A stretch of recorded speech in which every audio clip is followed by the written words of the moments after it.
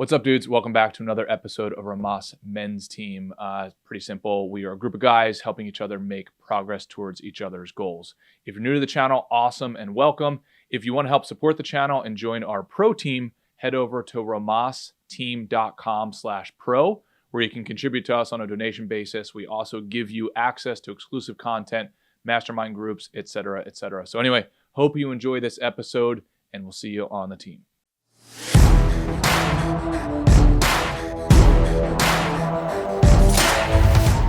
Mr. Ray, back in action is Dima. Dima, good morning. Ray, what's up, brother? How you doing? Life is good. It is Canadian Thanksgiving up here. We talked about that on Friday, so today is the official holiday. No school, no work. Sarah is working, however. The architecture firm where she works created this gorgeous little yoga retreat. Oh, nice. So she's in there doing photos for their website and their marketing materials. And I'm just going to find a nice little picturesque spot. I mean, you would love it here, dude, because, you know, we're all about self-care and being a warrior in the garden instead of a gardener in the war. Mm-hmm. Right? So... you know, I was reminded of that expression when there's something called Nuit Blanche, White Night, in all over the world. It was started in Paris, and it's a art festival that goes from 7 p.m. to 7 a.m., where there's all kinds of public sculptures and all kinds of like activations and parties and performances.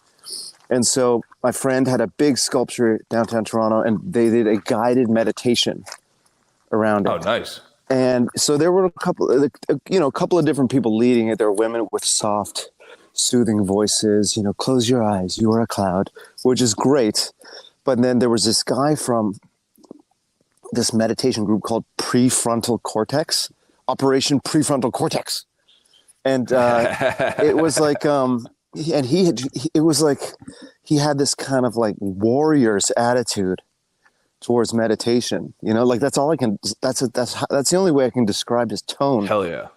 And it's, because it's like yoga meditation isn't just for moms who have nannies taking care of the kids, or do you know what I mean? Or it's not just for gurus in India, but like who needs mental clarity more than a warrior?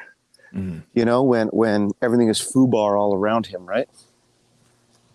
So I just loved. What was his occupation, or maybe prior? I don't know, dude. I don't know. He was like, just a killer. He was, just like a young man, maybe 23, 24, maybe of Muslim faith, maybe not. Light brown skin, kind of Arab, and just that tone of like, you know.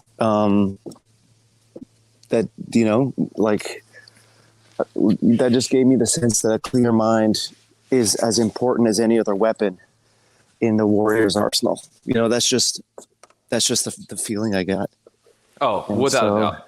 Yeah. I'm reading the book right now called Cognitive Behavioral Therapy. Like, hold on, let me look at it. CBT? Yeah, Cognitive Behavioral Therapy. Where are you? Sorry, guys, bear with me 1 second because it's a phenomenal book I'd like to share with you guys. We should probably even consider reading it, to be honest.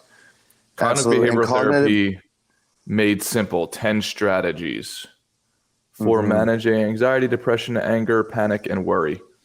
I wish they didn't even, I wish also they put in that tagline, and for all other humans. Do you know what I mean? Because that tagline might push other people away, but it's going through just at a practical level how the brain works. It's phenomenal, absolutely phenomenal. So anyway, in there it talks about the prefrontal cortex and how like you should basically do exercises for it, et cetera. And it sounds like that guy was. Now I don't know, like other than the name of that meditation group, I don't know what part of the brain that is and what it does. Like, is it advanced function? Is it reptile brain? What is the prefrontal cortex? Yeah. So as far as you know. Yeah. Oh, yeah. Yeah. As far as I know, so you basically have let's just say two different systems in your brain, even though I think this is technically wrong, but I think pragmatically it's right. So you've got your limbic system, which is sort of like they call your reptilian brain. So it's the fight or flight. It's the amygdala, the hippocampus. It forces you into some sort of action or depression or whatever. Overreaction, I think, is probably the symptom that most people feel from their limbic system, most likely. And then your prefrontal cortex is kind of, they typically say, is the CEO of your brain. So it's up here in the forehead. If you ever notice, I believe, to get a visual on this, if you ever look at like an ape or some sort of monkey, I believe their skull slopes down when ours kind of like goes up from the brow, if that makes sense. My understanding is that it's... You telling me the bigger the forehead, the more CEO brain a man's got? Yeah, that's exactly right, buddy. So that's what I like to hear. I've always thought that. I always thought that was the case. So I think, and again, maybe because Kaizen is all forehead, right? right back to the shoulders. We got to bring him on actually because he just had a huge win. So Kaizen, if you're up for it, I'll invite you on. So it's the relationship between those two, but apparently the prefrontal cortex is supposed to be in the driver's seat. That is the captain of the airplane. If you do not have that captain there, which you can eject him from the plane if you don't get proper sleep, if you take drugs and alcohol, if you don't have proper nutrition, if you don't have proper exercise, et cetera, all of those things. So you are removing essentially the functionality of your prefrontal cortex, which is absolutely essential. So I can understand what your warrior meditator friend was saying. Mm-hmm. And CBT, cognitive behavior therapy, it is from my personal experience, not my expertise, it is a kind of practical therapy. Not really getting to the root of why your relationship with your mother has kind of poisoned all relations with women, or not that kind of therapy, but it's like just knowing why your brain fires certain activity. And then there's a great list of 10 cognitive distortions that we'll get into in that book, such as catastrophizing, always assuming everything's going to go wrong, right? If one thing bad happens to you, you say, why does this always happen to me? Right? Oh, yeah. Or like if you lose a game of, tic-tac-toe, you say, I never win anything. So it's like the always never kind of, and so those kind of like patterns, I think they call them, right? Those kind of patterns of that kind of automatic thinking. CBT helps you to stop, like we talked about so much in this group, stop, take a beat, and think, you know what, I actually don't always lose. I do have some things to be grateful for. And like a pro athlete, if I've lost this swing, or I've lost this inning, or I've lost this, down, I just have to clear my head and go back to my training and try again. Yeah. And from my understanding, I think cognitive behavioral therapy and rational emotive behavioral theory, they have some sort of therapy. They have some sort of connective tissue. And I believe even if you follow the origin, I think the connective tissue goes back all the way to Stoicism, from my understanding, which for me is like phenomenal news, because there's a lot of different types of practices of therapy out there that honestly, I don't want to say I disagree with, but I didn't find very helpful, because I've gone to the retreats, I've gone to, and a lot of things, I don't know, like screaming into a pillow, or, or like looking at a man and yelling at his face and pretending he's my father, et cetera. I can appreciate the exercise, and it does seem like some people got, benefit out of that, but I literally got zero benefit out of it. I very much relate to cognitive behavioral therapy and rational emotive behavioral therapy. It feels to me extremely logical. You're assessing at least some level the probabilities of things. So, okay, what I'm about to get in a fight about, what is the real outcome of that? What is the payoff of that? Right? Oh, I always do this. Do you really always do that? Or how about you define it more accurately? It feels about 30% of the time this is what happens to me. Oh, great. I got 70% of the time on the upside. It's the exact opposite of what my default was. So different things like that. Man, I wish everybody would study this stuff. I wish everybody would meditate, and I wish everybody would learn how to logically and statistically think. And I do think cognitive behavioral therapy is a good gateway drug into highly analytical and rational thought. Well, Wes, you can't change someone who doesn't want to be changed. So I think the best thing we can do is just practice what we preach, and show the world, show the other men out there the benefits that we personally reap this kind of self-examination and doing the work. Yep. So I wanted to see if we can finish up the last 6 steps, if you're cool with that, because on Friday we went through the first six steps of the 12-step program. Ray is doing a great job of coaching us through it, even down to the word of saying, hey, there's no fat on these bones. It's each word is precise. Yeah. So let me pull up this. So I think we have 12. And am I doing, was it NA? Yeah, because the NA 12 steps, they don't use the word alcohol. They use just the word, they make it broader than that. So it's inclusive of drugs, alcohol, gambling. It can be inclusive of whatever ailment you are facing. And it, again, like the purpose of this discussion, for those who just tuned in, is not a analysis of addiction and recovery, but rather how the author, Dobson of Levels of Energy, says that the 12 steps of recovery are actually a good model for moving from lower levels of energy, your crime, your hate, your shame, your addiction, to a higher state of energy, which is like success, love, trust, and then higher still to the states of enlightenment. Yep. Perfect. Okay, so just to remind everybody, we'll go through the first 6 steps real quick. So number 1, we admitted we were powerless over our addiction, that our lives had become unmanageable. That's number 1. That is the internal. That's the self dialogue. Look, this isn't working for me. Number 2, we came to believe that a power greater than ourselves could restore us to sanity. Maybe it has me at the wheel hasn't been working so far. Maybe I need to try entrusting my journey with someone else or someone else's assistance. Step 3, we made a decision to turn our will and our lives over to the care of God as we understood him. No man is an island, as John Donne said. It doesn't have to be God. It can be the universe. It can be the power of the team. It can be you and your coach. But again, it is just having the humility to say, maybe my limited life experience and my life choices are not the best way to do things. Yep. Step number 4, we made a searching and fearless moral inventory of ourselves. So this is a difficult step because you have to look back and make a list of all the bad things you've done and all the bad thoughts you've had. And this is best done with a coach or with a sponsor, because if you have a very long list of bad behavior and bad thoughts like I did, you can feel moments of hopelessness. All right. Step number 5, we admitted to God, to ourselves, and to another human being of our exact nature of our wrongs. So this is the first step where we actually step out of ourselves, step out of the self-examination, right? I've screwed up. Maybe there's something better out there. Maybe the God, the universe, the team, or my mentor, or my sponsor can help me out of this hole. Here's the list of all the terrible things I've done and thought.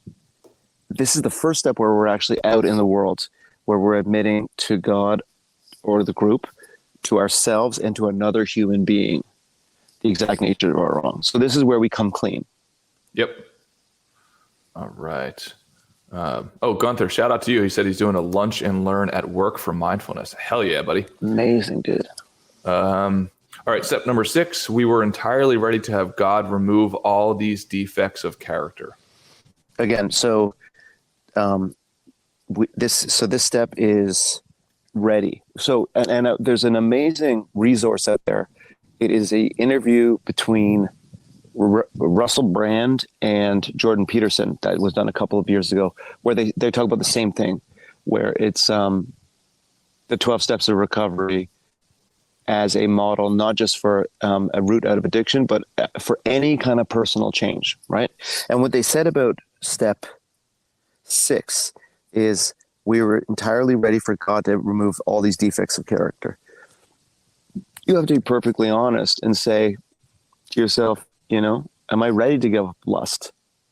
Because let's be honest, lust has an upside. Lust feels good. Am I ready to give up lying? because lying is a kind of protection where I tell people what they want to hear so they don't find out what I've done. Yep. You know, like, are you like, so step 6 and step 6 is entirely ready to have our higher power move the fixed character. Step 7 is we humbly asked him. But like, so it's broken into two steps, because 6 is like, you have to make sure you're ready to give up the drugs. The drugs, you know, like the drugs and the alcohol, they help you on a daily basis, on a 24-hour clock. They help you avoid feelings of shame and inferiority and inadequacy. Like, these drugs and alcohol are providing a great service to you. You know, if you decide to give them up, you are waking up to a clear mirror reflection of yourself and all your faults, right? That's why the journey out of drugs or out of gambling or out of sex addiction or whatever it is a difficult process. You know, that's why happy isn't promised at the end, right? Because you're living without all these crutches, which are bad for you, but they're crutches all the same. They do, like, these are survival mechanisms that help you get through your misery. So you have to, again, be entirely ready to have your higher power remove these defects of character. Hey dudes, sorry for the interruption here. Just wanted to let you know, if you want to join our pro team, go to romasteam.com/pro. You can help support the channel. You will also get access to exclusive content, masterminds, one-on-one sessions, etc. All right, back to the episode. Yeah, and what's hitting me I'm looking at step number 7. So that's okay. So we gone through steps number 1 through 6. We went into those in detail last meeting. So now we're on step number 7. Yes. Right. So step number 7. So the way 6 is entirely ready to have them removed and 7's asking them to remove. That's why I elaborate a little more on 6, and we're into the meat of it now. Yep. Okay. So now step number 7 is we humbly asked him to remove our shortcomings. So at this point, you have analyzed that, yes, lust is awesome. Yes, the rush of gambling is awesome. Yes, the way drugs take away my feelings of inadequacy is awesome. But living without them is better. Like, those things are awesome, but they happen to be destroying my life and making me even more miserable. Kaizen writes in the notes, substances numb down the bad feelings you have become. Numb down the bad feelings. Okay, sure. Like you cut yourself, there's kind of a numbing agent or something, right, to clean the wound and all that. But you become dependent on them. Dealing with them raw dog style is harder, but makes you stronger and more able to deal moving forward, right? So let's say you were abused as a child, and you take drugs to stop the nightmares and the shame and all the mental baggage that comes with it. Okay. That's understandable. It wasn't your fault. You were a kid. You were a minor. But it's incumbent on you to rise above that scar and define and not let that define you, right? So maybe the chaotic childhood I had made me think that I wasn't good enough. I wasn't a good enough, rich, white, heterosexual, able-bodied Christian male. You know, like, and so the drugs comforted me away from that inadequacy, but the drugs also keep me in that inadequate stage, like paused, right? So it takes courage to humbly ask the higher power to remove these shortcomings, because without them, you know, I have to honestly say I don't have a job. I have to honestly say I dropped out of school. I have to honestly say I got kids all over town, or whatever it is, and just and that have the maturity and the kind of the manliness to live with those consequences. Right? So, and this takes humility, right? I love that word humble. It's humble. Humble's written all over this thing, right? It takes humility to admit that we're powerless over our addiction, that our lives have become unmanageable. It takes humility to think that I'm not qualified to dig myself out of this hole, right? It takes humility to say, okay, God, or the higher power, the team, or the coach, or the sponsor, you know, I'm going to give you the keys. I'm going to give you the controls.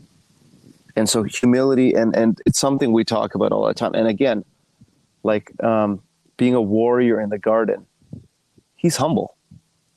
right? He's not flexing his muscles. He's not like chopping heads off, right? He's like pulling weeds out, right? Yep. So humility is really like it's got to, I don't know what number it is, but it's got to be high on the level of energy, because it's such an enlightened state. So we humbly ask him to remove our shortcomings. Yeah, I think that word is what hit me most in this step as well. And it's just to bring that and be present to it daily, of it's not just doing the thing, it's doing it in the right way. So I think oftentimes, and I could use that for, let's say, my team, where if I'm asking for something, am I doing it in a humble way? And even if it's a boss to subordinate relationship, that sort of thing, Sorry, I want to just alert you. Oh, there was like a monarch butterfly that landed on my shoe. But no, absolutely. And humility, it's probably easier to just bark an order, right? Yes, exactly. And that's, so a quick riff on this. I just had a small epiphany over the weekend, because I was talking to somebody, actually, funny enough, one of the people on our team, and she was sharing with me how we had grown up in a similar environment where there was alcohol involved early on in our childhood. Not that we would drink, but the people who were kind of leading us.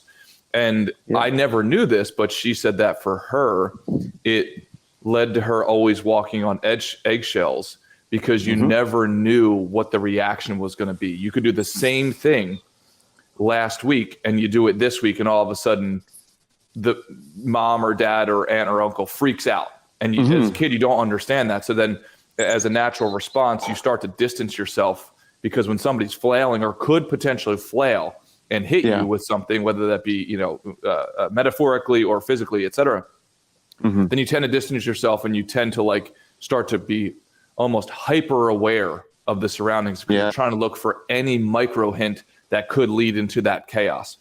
And it's a survival. It's a survival mechanism. It's probably where people pleasing comes from. Yeah. And because like you do something, like you ask for help with your homework when dad's had one beer and he's nice. You ask him when he's hungover, he barks at you. Yep. You ask him when he's run out of alcohol, he barks at you.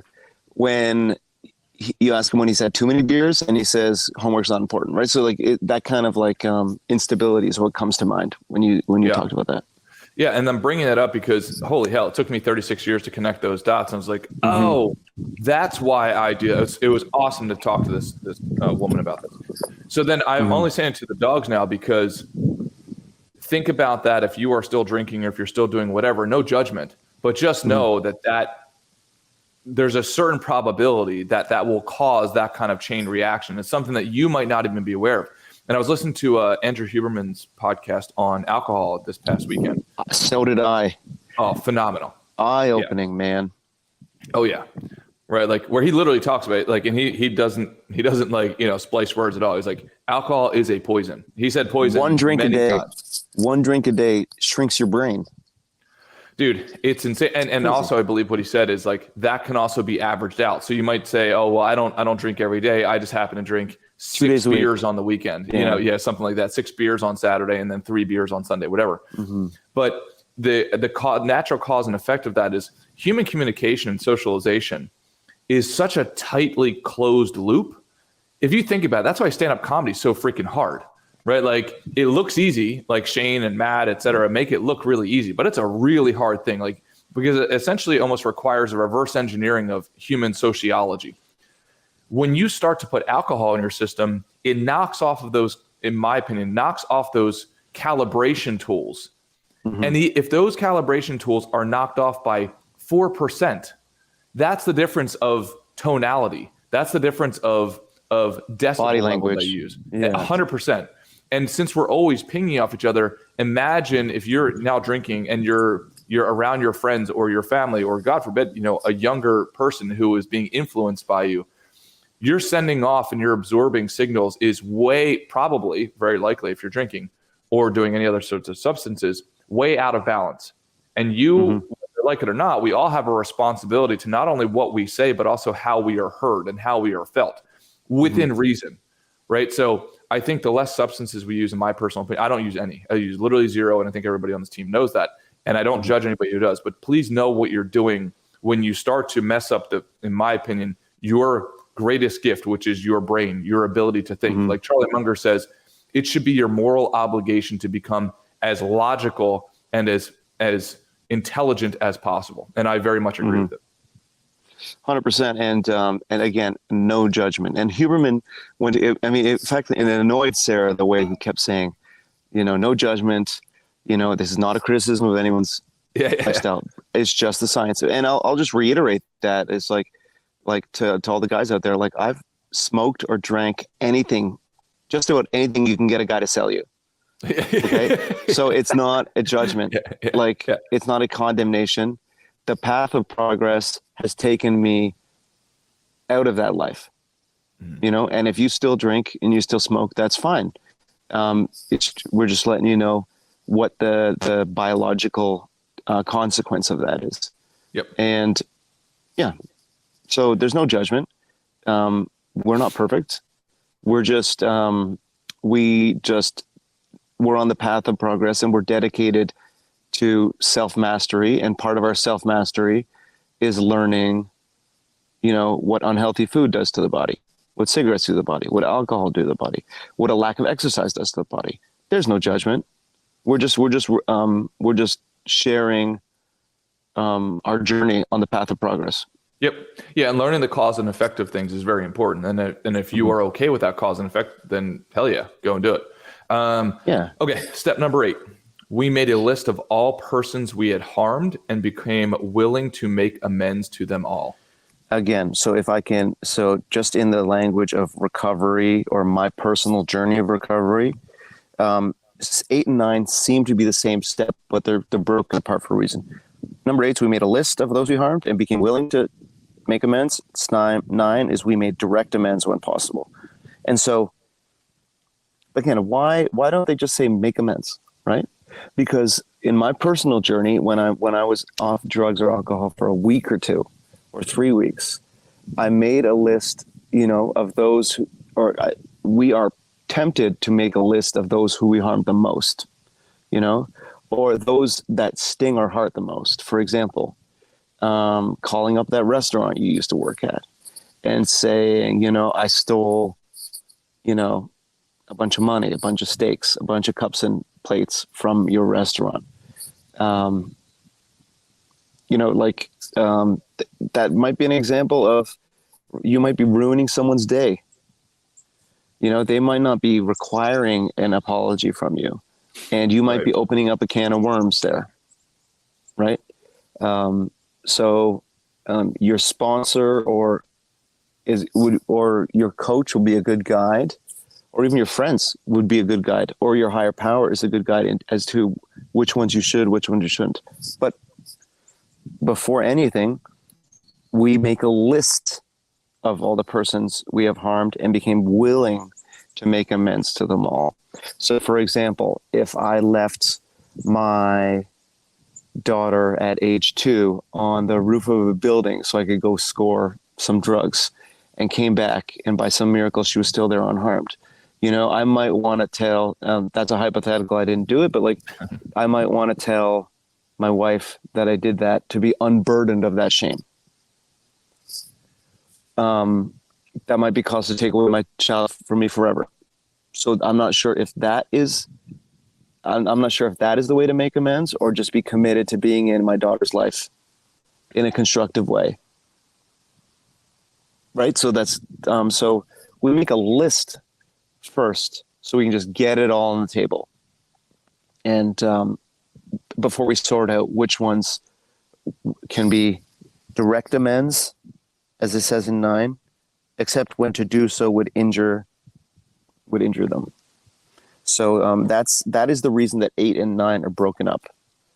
So is it fair to say that even making the list is a therapeutic process? Absolutely. Oh, absolutely. I mean, you've talked 100 times about writing out your problems before you go and commit the murder that you're motivated to. Write, or punching somebody out, like writing out your life story, you've also said, just helps you kind of like organize the Lego in your brain and help you a little bit better understand what you're good at and what still needs work. Yep. So yeah, Awesome. the writing, as you well know, the writing is thinking, you know? Oh yeah. And I would say if any of the dogs are going to go through this process, when you're going through the writing process, be as accurate as possible. I think I told this story before. I went to the Landmark seminar. I think a few of the other dogs have done this as well. One of the most profound exercises that I did when I was there is they put up like a 2-list whiteboard, and it was going through past trauma, and you had to tell the story. You had to give a narrative around that trauma, and they would invite people up and you'd have to go through it. And I'll never forget, this one guy had gone up there and he was talking actually, and it was like the biggest guy in the room, and he looked like the freaking Hulk, man. So when he went up there, and you could tell he had like a more of like a grumpy guy sort of like a vibe. And long story short, he comes out and tells how he was raped when he was a kid by his uncle, and it was horrible. Now, when he told that story, one of the pieces of it to get him through the exercise and to sort of separate the emotion from the action was he had to tell the crowd what happened. And of course, the first time he does it, he says, I was brutally raped by this monster, right? And he gives a whole bunch of more explanation. And what the moderator does is they go through and they write down the observable facts. Okay, you were raped. And then on the second side of the board, they tell about the story. So what is the story part of it? And then he puts monster. So now they go back and forth. No, I was raped by a monster. It's like, okay, do monsters actually exist? And of course the guy's like, yes, because this guy was a monster, that sort of thing. So as irrational as that sounds, when you have a traumatic event or you have this trauma in your head, you will oftentimes add things to hyperbolize it, to exaggerate it. And that feels good and it feels appropriate. But if you have a coach kind of going through with you and you can start to water down or get more precise on that language, that helps. I promise you it helps. So if you're dealing with anything like that, try to almost pretend a robot was writing the document for you. So anyway, just a little tidbit. I do this every once in a while if I'm like really dealing with something. I try to break it down into its atomic parts as if a robot was writing it. Sorry, Ray, continue, please. No, absolutely, Wes, 100%. And also, just to generalize a little bit on that, it's the power of journaling. It's why journaling is part of the scorecard. Yep, exactly. Right? So that is your step. All right. 8, so I believe, right? Step 8 is making the list. Step 8 is the writing. All right. Step 9, we made direct amends to such people wherever possible, except when to do so would injure them or others. Right. And so, it's kind of like, it's logical, intuitive. It's obvious that you make the list. That's one step. And then you go around apologizing for your behavior. That's the next one. Or making it. Now, again, it's interesting. It's not making it's making amends. It's not apologizing. It's not repaying. It's not restitution. Like the making amends term is very carefully selected, and I wonder why. Make amends. So just off the top of my head, it's again like an apology might not be what's required. Right. An envelope of cash might not be what is required, but making amends is well, how would you define that, Wes? I don't know. I mean, you're getting me to think about this, so I'm actually going to Google it to see if there's some sort of definition. And while you do that, I'll just say again, make direct amends whenever possible, except when to do so would injure them or others. So, I mean, a form of like, just a hypothetical. You committed a sexual assault while you were a drug addict, alcoholic, gambling addict, sex addict, whatever it was. Direct amends would be an example of that would be apologizing to the person you assaulted. Indirect amends is an example of making a donation to a assault survivor shelter. Right. Yeah. So that's the nuance between that. That's one example of direct amends versus indirect amends. Yeah. So I think what I'm getting on here, reading through it briefly, is that making amends could include saying I'm sorry, but it can also include a whole bunch of other things. So for instance, it actually might be additional. It might be, hey, Yeah. I'm sorry. Sorry plus. Plus here's $100, right? Like for the $50 that I stole from you or something like that. Yeah. I also imagine it could be, oh, I'm going to make amends. I wronged this guy, but now he has since passed away. So Yes, maybe I excellent. do something symbolic with his family or whatever that is. Or a cause, right? Yep. He was an educator, so make a donation to his school. Right. So, but now, Wes, if he died, direct amends is not possible. But the nuance here is when it is possible, however, it would injure them or others. Right. So right. So if like you had a child out of wedlock with somebody, a hypothetical, and you went and and you feel guilty about it, but that woman has remarried and has told the kid that the new guy is their father, and that has worked for them. And so to go and make amends and say, I'm sorry that I knocked up your mom and I took off, like that might injure the person. Yeah. Right. That might not, that shattering. Or that might not be helping. In one of the seminars I went to, I think this was the Sterling Men seminar, and I don't necessarily recommend that one, but they did talk about something like this, which is when you get in those sticky situations where, hey, I kind of feel like I should go apologize, but it's going to create an earth-shattering consequence, particularly for other people. Yeah. What the moderator said there is, so kind of like tie goes to the runner sort of thing. If that's the case, it's now your responsibility to bear that burden. Okay. And another you just have to deal hypothetical. with it. Another hypothetical. You stole from a drug dealer.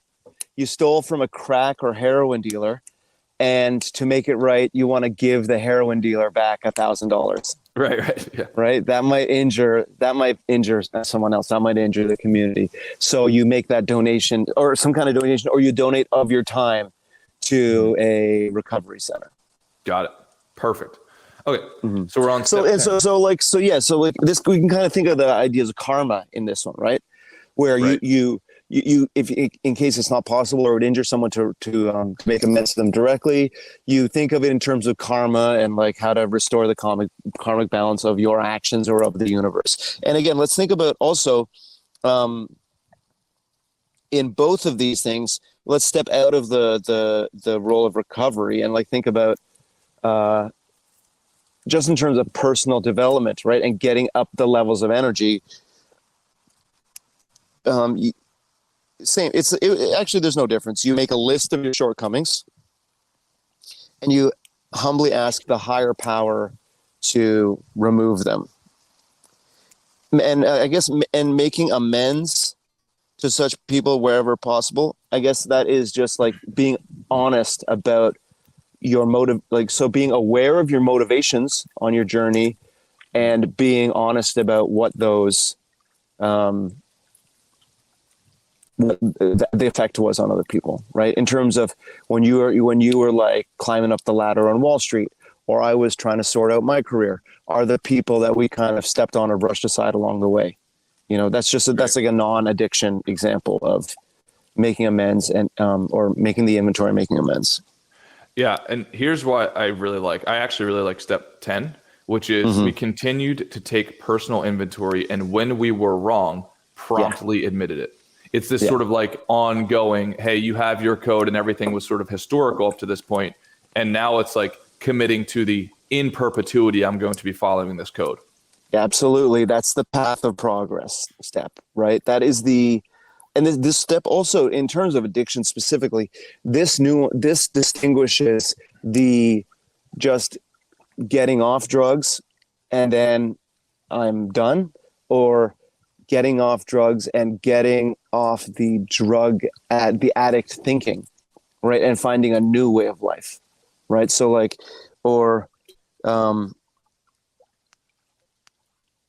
it's up till step 10, you can quit drinking, you can quit drugging, you can quit the gambling, you can quit the promiscuity. But step 10, so that's a kind of an affirmative closing the chapter on that part of your life, right? But step 10 is the path of progress, continuing to take a personal inventory, and when we were wrong, promptly admitted it. This kind of reminds me that like happiness is not a state. It's not an achievable state. Happiness is more like a continuous, like it's a journey, right? It's like there's no destination. Happiness is not the destination. Happiness is the paying constant attention to these things. And then, of course, when we were wrong, promptly admitted it. That's a tough one for me, right? Again, because that gets us back to step 5.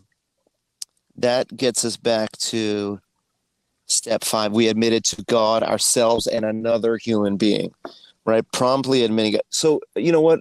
When I had a screaming match with my neighbor and then caught him the next morning and apologized, that is kind of like a step 10. Yep. Right. Yeah, I do like the word promptly here. And actually, I think that is the easiest time to solve something. Oh, like, yeah. As soon as you feel sorry about it, or and as elementary as this may seem, if I actually had to highlight my life and a lot of conflict that I have, dude, if I just would have solved it in the first inch rather than trying to solve it 300 yards later. And you use the language closing the loop, right? Yep. In that kind of case. Yep. And knowing that conflict is inherent in human socialization. It is going to happen. And it's not a bad thing. Nope. In fact, I would actually say it's an essential thing. But can we do it in the right way? And can we do it at emotional equilibrium? I think the longer you let something drag out, depending on the situation, right? Oftentimes just solve it right there. Hey, I'm sorry about this. I know we had this little thing, or at least it felt that way. Just want to apologize. Let's clean it up. You good? I'm good. Okay, let's move on. Right. And in my personal case, like I haven't spoken to my brother in over 2 years. Or maybe I've spoken to him once or whatever in the last 2 years. And so like, that, I wonder if I could have closed that loop sooner, or if it would have been easier if I closed it within days or weeks. Right. But, I'm also reminded that after 2 years, it's probably easier to close it than after 3 or after 5 or after 20.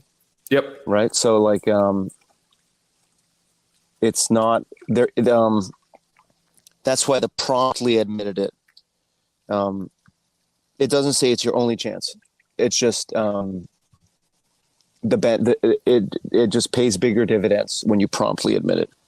Yeah. We should earmark that topic, which would be re-engaging, reestablishing, or relinquishing relationships. But the purgatory is tough. You know, like, hey, we're no longer talking, but subconsciously, I kind of wish that we would, but I'm not going to be the first. We should talk about that at some point, because I think a lot of guys probably deal with that. Oh, 100%. Like, not having the emotional tools to resolve that kind of conflict, the ego requiring us to this kind of like, I want to quit before I get fired, or I want to break up with her before she breaks up with me. Right. Like this kind of thinking is kind of like it is our lizard brain, chimp brain kind of like default programming.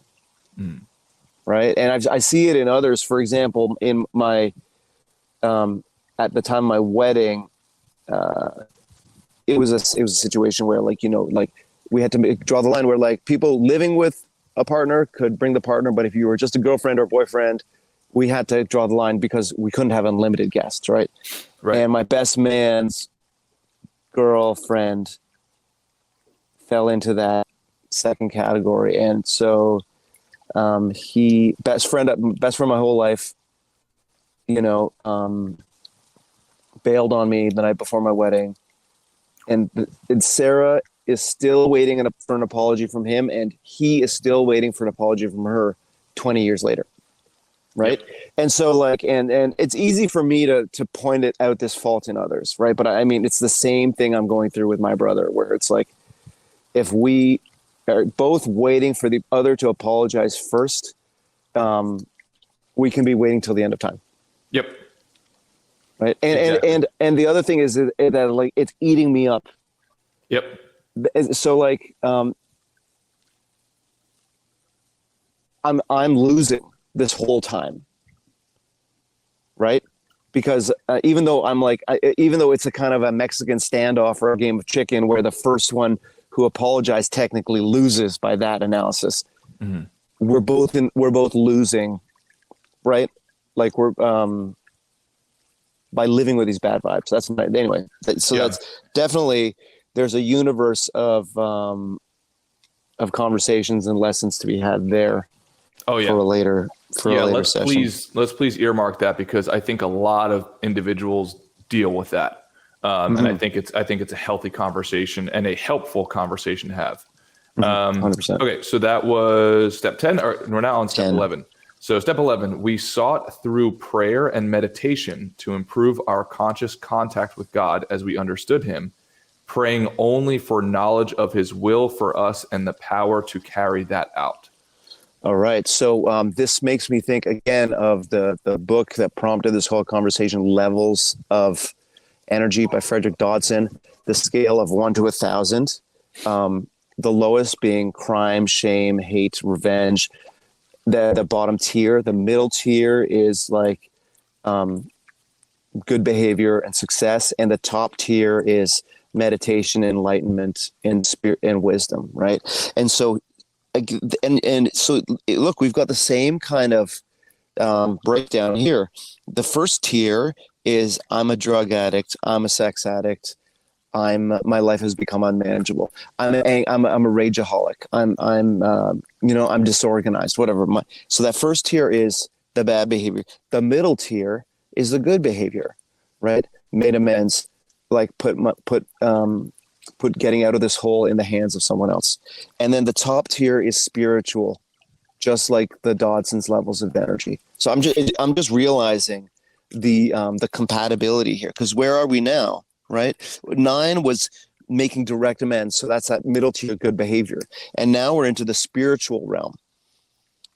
Or 10 is 10 is the good behavior as well, right? The continuing to try and be good. And when we're bad, we stop and we promptly admit it. 11, we're in the spiritual realm. We sought through prayer and meditation to improve our conscious contact with God as we understood him, praying only for knowledge of his will for us and the power to carry it out. So now here we are in so like the levels of energy, the truly highest among us, we're not slaying dragons. We are not, we're not building cathedrals or building skyscrapers. The highest among us, the best among us, are actually in closest contact with God, the God of their understanding, the universe, the energy that unites us all, whatever. And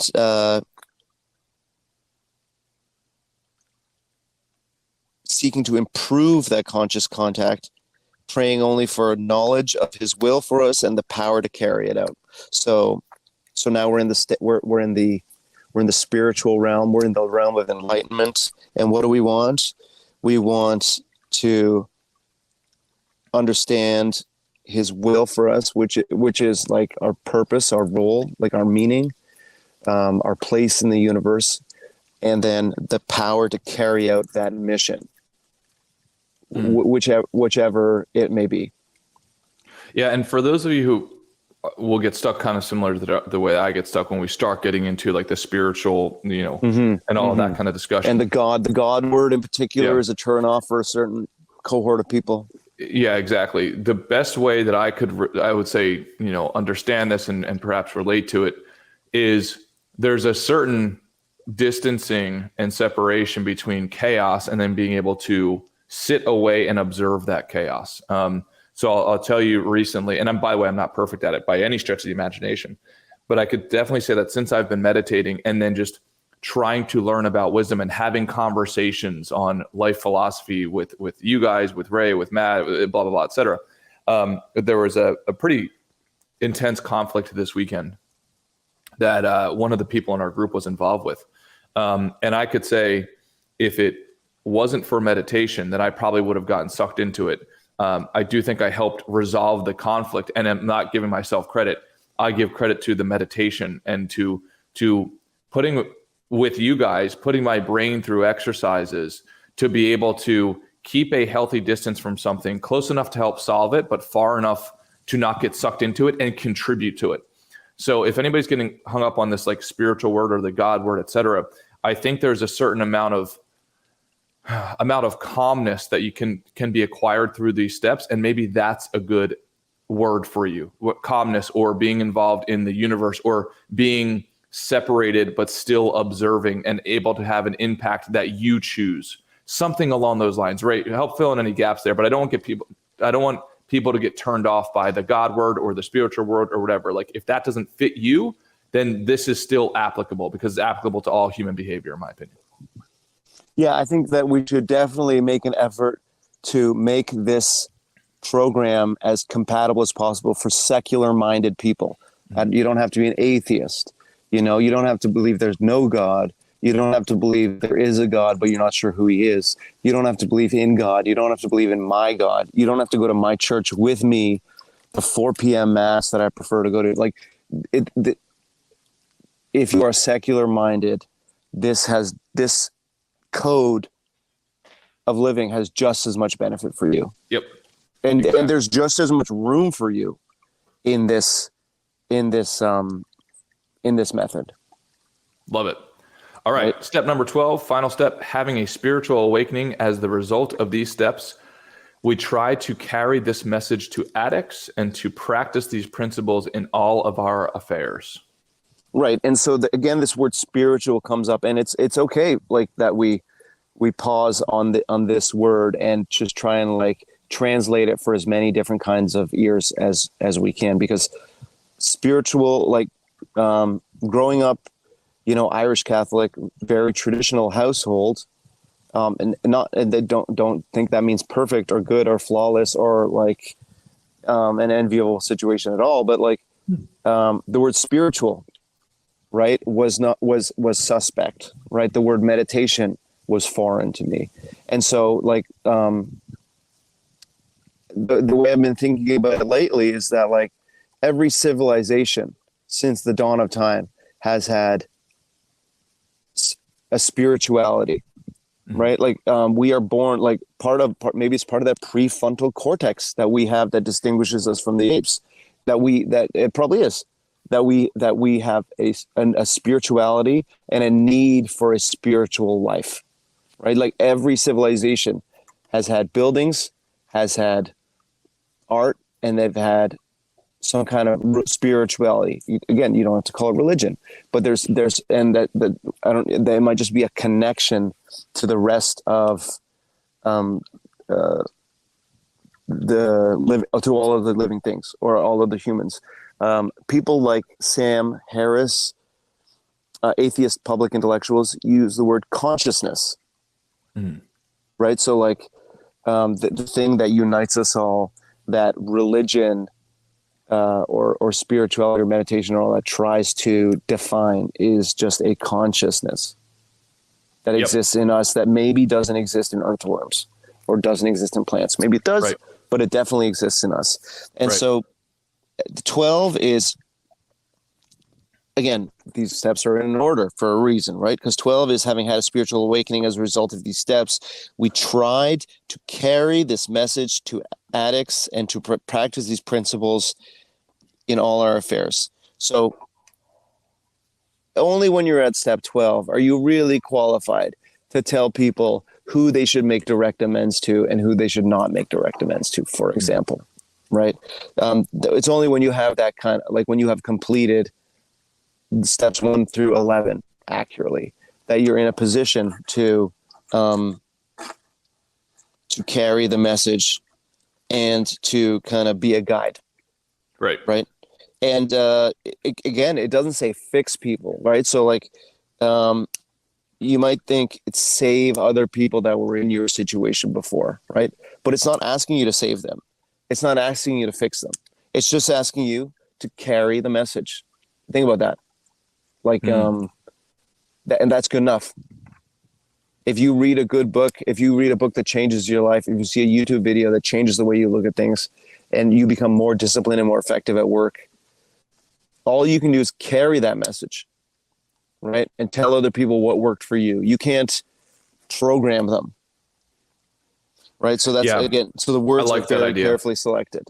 I like that idea. And just in general, I like that idea, whether it be for business or for personal relationships. The best that I can do and hope to do is just to share with you a message that has been impactful to me, not to bend you to exactly what I want you to be, not to persuade you. Hopefully the message will get you to go in that direction if I think it's what's best for you. But if not, I'm not so attached to the outcome of you changing, but I am committed to delivering the message that hopefully helps you change.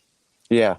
And so another interesting, and again, another interesting thing just to round out this discussion is that, like, you talk about service to others so much, right, as being an important part of a rich, fulfilled life, meaningful life. And it's funny, like, because when I think of service to others, I think of like a school teacher or a priest or something that doesn't pay very much, you know?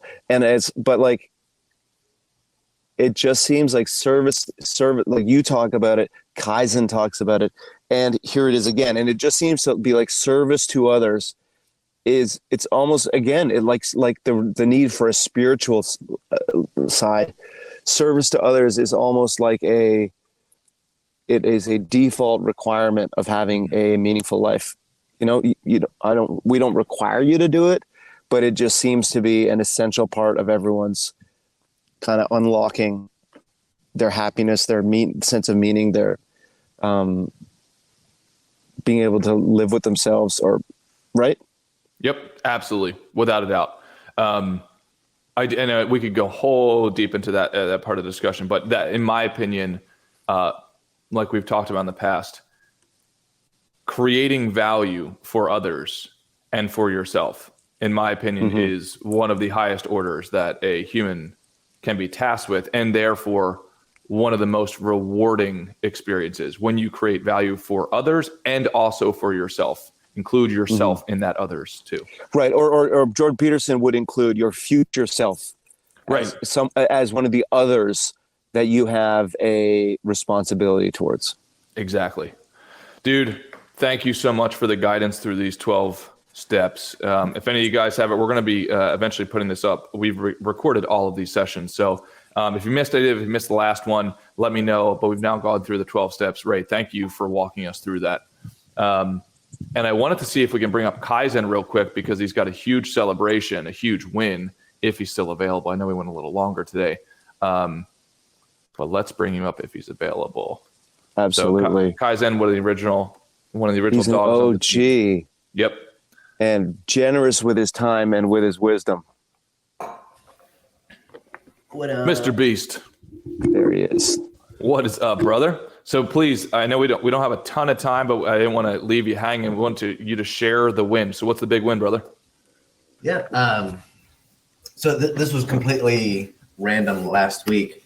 I was going through a bunch of different interviews with some companies, and one of them, a recruiter reached out to me on LinkedIn and talked to me on the 5th, and then he said he could set up a meeting with me and this company on, I think it was the next day.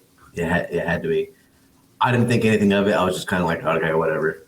I talked to them, went through it, and they loved everything that I had talked about with this company. It's pretty much like a perfect opportunity. I didn't think anything of it. And then Friday, which was my birthday, I was out. We went out to lunch, and after we were waiting, I got a call from the people that they were offering me the position right away. And hell yeah. It's double what I was making at my last job, like easily. It's basically like opening up the door for a lot other possibilities at this point where it's crazy.